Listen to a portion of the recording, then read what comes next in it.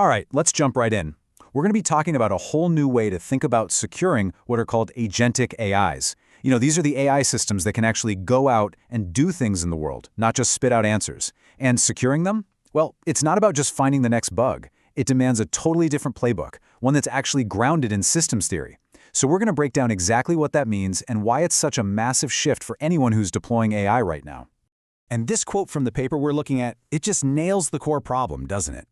On one hand, AI can be this incredible force multiplier for your defenses, catching threats a human would never spot. But on the other hand, that exact same system can become your single biggest liability. It's like an insider threat that literally never sleeps. And it's this two-sided coin, this duality, that we absolutely have to get a handle on. Because the truth is, our old ways of doing security, patching vulnerabilities, following checklists, they just weren't built for this kind of challenge. They're great at fixing individual, isolated problems, but they completely miss the bigger picture. They miss the system dynamics that let these risks connect, grow, and just spiral out of control. So yeah, we need a new playbook. To really make this concrete, let's walk through a bit of a cautionary tale. The paper uses this fictional company, Alpine Foods. Imagine a medium-sized food producer. They brought in a fancy AI to help with quality assurance. And look, on paper, it's a great idea. But what happened was it very quickly turned into an AI system that nobody, and I mean nobody, was actually governing. Okay, now look at how all these problems just stack on top of each other. First, a supplier sends in a document that secretly has a prompt injection attack in it, tricking the AI. Then the AI itself, which has way too much unchecked power, starts abusing its tools. Maybe it's changing machine settings or ordering a ton of parts they don't need.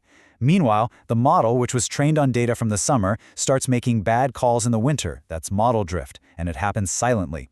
On top of that, the AI is a total black box from some vendor, so Alpine can't even see what's going on inside.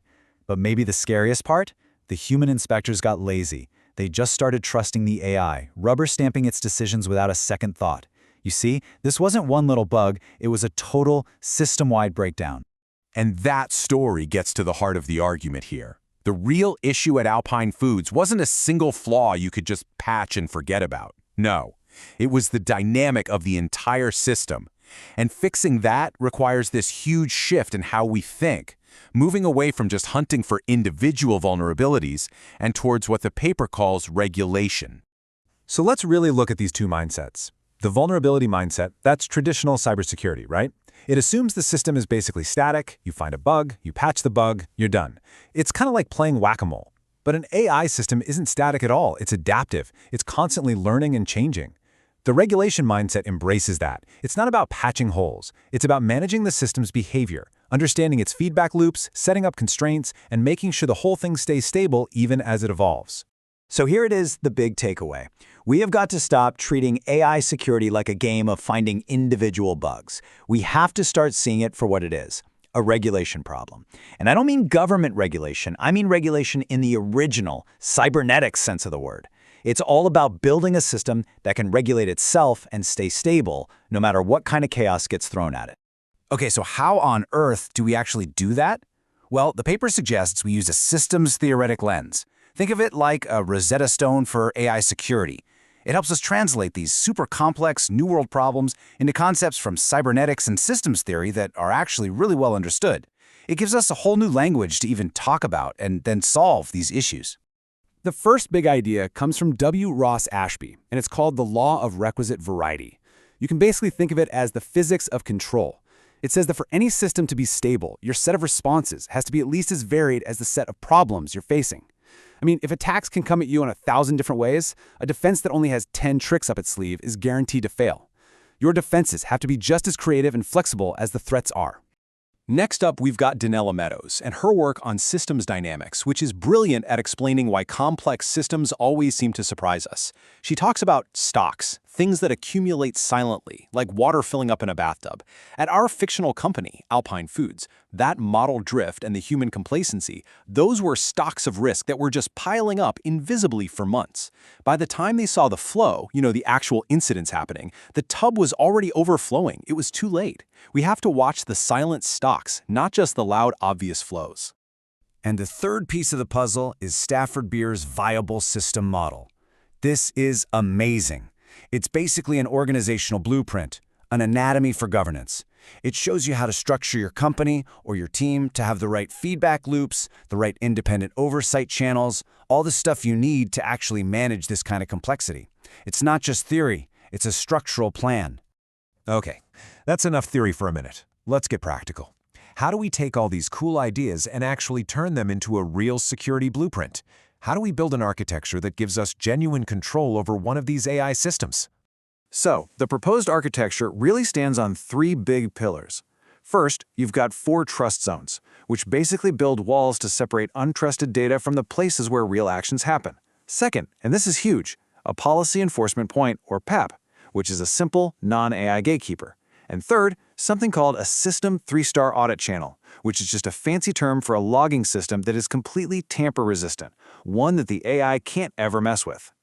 Let's really zoom in on that PEP for a second, because this is probably the single most important control in this entire setup. It is a simple, straightforward, deterministic service. And crucially, it is not another AI. Before the AI agent can do anything, call an API, access a database, whatever, it has to ask the PEP for permission. The PEP just checks the request against a clear, simple set of rules. It cannot be tricked, it can't be sweet-talked by a clever prompt, it's a dumb, simple bouncer at the door. It is the hard boundary. But what about those black box systems from vendors, right? Like the one Alpine Foods was stuck with. You can't control what's inside the box. So the paper proposes what it calls an external wrapper pattern. You build a perimeter of controls around it. You filter all the data going in, you sanitize everything coming out, you control the targets, the APIs and systems the AI is trying to use, you log everything that crosses the boundary, and you do it independently. And finally, you have these root of trust defenses. Think of a physical lock on a machine that no piece of software, no matter how clever, can bypass. All right, let's bring it all back home. Let's go back to our friends at Alpine Foods. How would this blueprint, this architecture, have actually saved them from that cascade of failures we talked about? This slide really says it all. Look on the left. That's the before picture. It's a reinforcing feedback loop of disaster.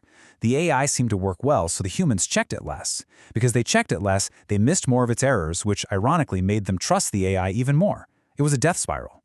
Now, look on the right. This is the after picture. You've got the PEEP acting like a brake, enforcing hard limits.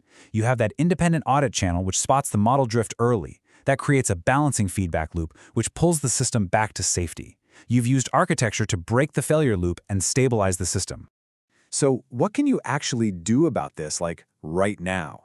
The paper gives us 5 really concrete actions. 1, define what your AI is allowed to do, and then enforce those rules in the architecture itself, not just in some policy document nobody reads. 2, build that tamper-proof audit trail. 3, test your defenses all the time with adversarial attacks, because you know the attackers are adapting constantly. 4, actively monitor for those silent killers, like model drift.